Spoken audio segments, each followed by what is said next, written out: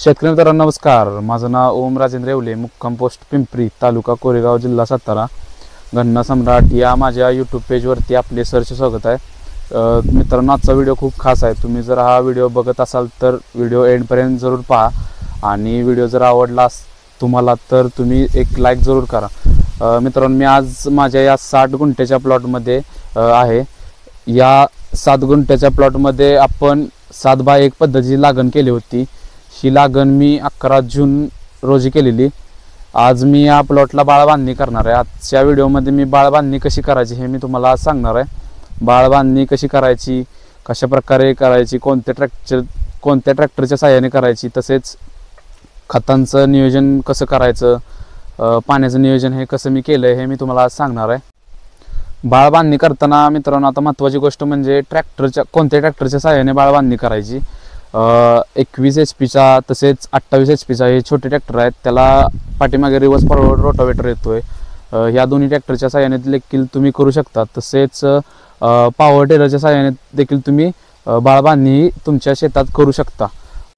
तसेच महत्त्वाची गोष्ट म्हणजे बाळबांधणी करताना मित्रांनो, घेणारी खतांचं व्यवस्थापन हे योग्य पाहिजे. मित्रांनो, मी या प्लॉटला ह्या 60 गुंठ्यासाठी मी मित्रांनो 14-32-14 अमोनियम सल्फेट, पॉलिसल्फेट आणि SOP या 4 प्रकारचे मी खतं वापरले आहेत. मायक्रोन्यूट्रिएंट मी ड्रिपनं 2 वेळा सोडले. आता देखील मी बांधणी पूर्ण करून ड्रिपनं देणार आहे.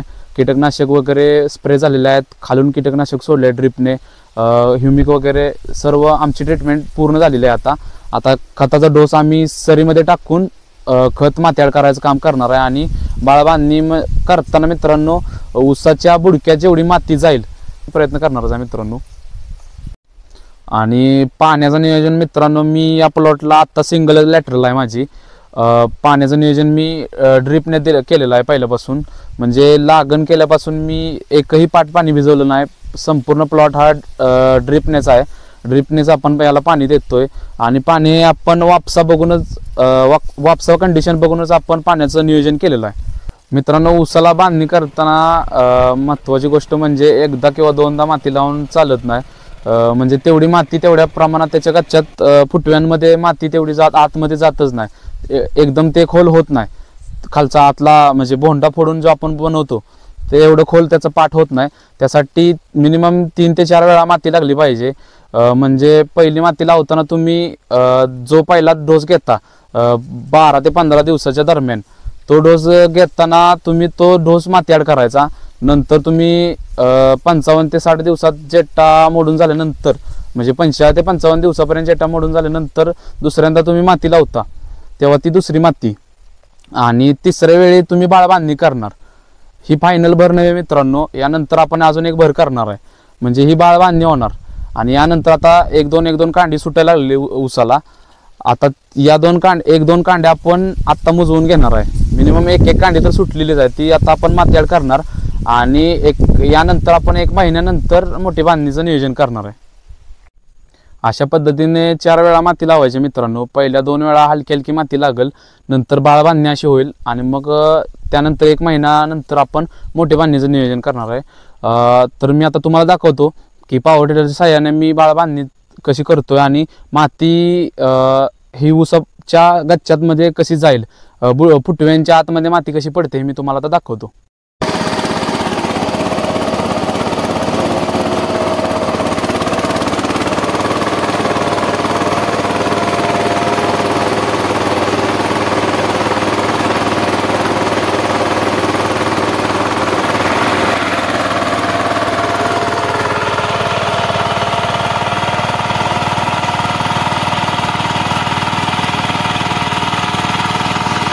मित्रांनो, बाळबांधणी पूर्ण झाल्यानंतर ह्याच्यामध्ये एक पट्टा राहिलेला आहे.